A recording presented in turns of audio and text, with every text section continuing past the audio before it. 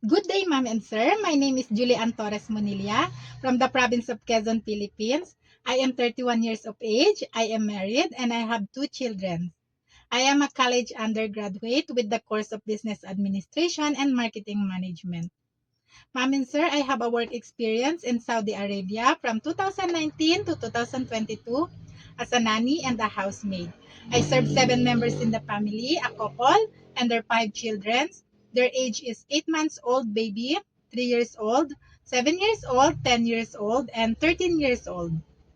Both of my employers are already working, so as a nanny, it's my responsibilities to take care of their children, preparing the food, keep them safe and clean, teaching them a proper hygiene, playing with them, and give some educational activities for them to learn. I can assist and support the children for all their needs. I can do also a household chores like cleaning the house, washing and ironing the clothes, marketing, gardening, and cooking. I also work in Hong Kong as a nanny and a housemaid. I am honest, kind, reliable, understanding, trustworthy, and hardworking person. Ma'am, sir, it's a blessing for me if you hire me as your employee. I promise to do my duties and responsibilities well.